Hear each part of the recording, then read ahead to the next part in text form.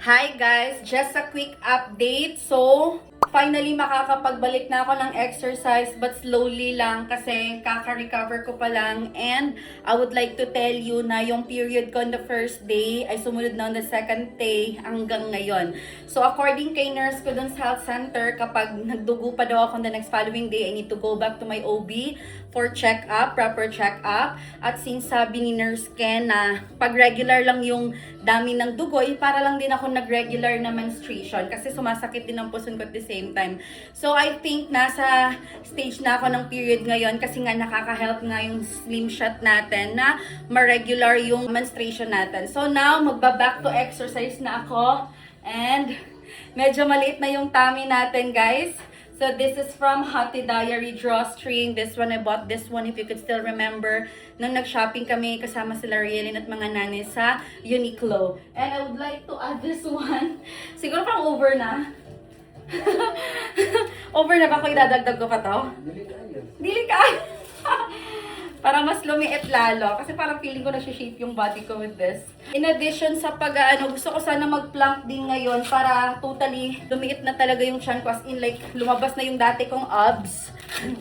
So, pero hindi ko muna bibiglain ang katawan ko. Baka matagal ulit tayong makapause sa exercise. So, ayoko mangyari yan. And, inaantay ko na lang si Bobby na ipasok niya ang treadmill dito sa loob. And I'm still not wearing shoes. I have new shoes. Pero hindi pa kasi siya na-upload. So, hindi ko na siya susuotin. So, yeah. I'll get back to exercise na.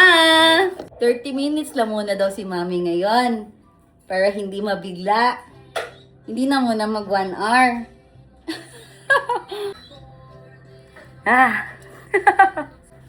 Ah. Ah.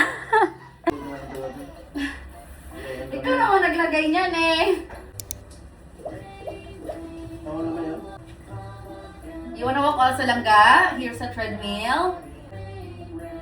Ang payat ko na, guys. So, by the way, sa mga nagsislim shot, recommended ng Pocari Sweat ha. Kasi hindi lang siya basta-basta water. There's something inside na makahelp sa'yo, lalong-lalo na sa katulad ko. Kasi parang nasobra na hindi ako kumakain. So, kailangan pa rin merong laman yung chan ko at kailangan meron tayong iron or konting sweet but not too much sweet, okay?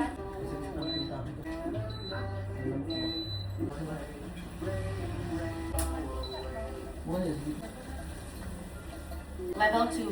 30 minutes lang na tayo ngayon, but same level yung 4. 3. Mas comfortable pala, no, pag pang-exercise talaga yung suot mo. Actually, this is not pang-exercise, pang-bata to eh. This is for kids na Uniqlo na baby bra. But super duper ganda ng quality niya, tapos stretchable siya, kaya syempre, alam niyo na, yung ano natin ngayon hindi na malaki, so kaya kumasya na siya. Kumasya! 3.5. 4. So, this is my standard level na of speed. Standard! So, para later, hindi ako mabibigla. So, pag isa-slow down ko siya, shift ko lang siya into 2 hanggang sa mag-1 para hindi ako biglang stop. Kasi naninibago ako. Kaya iniisip ko lang kasi naglalakad lang the usual lakad. So, parang ano pang ikaka-slow niyan. Let's go.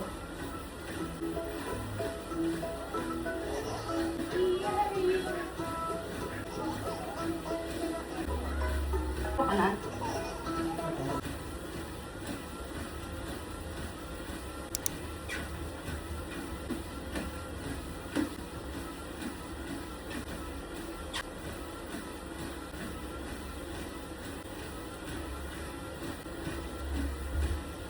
Seven minutes. Oh, nagpawisan na ako kagad.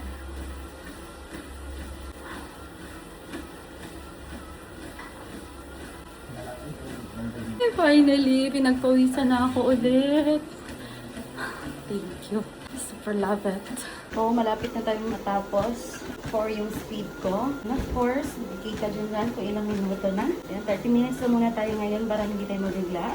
At yun na yung layo ng nilakad ko. Stay fit, everyone! Pinaka 30 minutes na tayo and slowly na tayo dahan-dahan ng level. Dahan-dahan ng level. Ayan. Ganito yung pawis natin. Diba?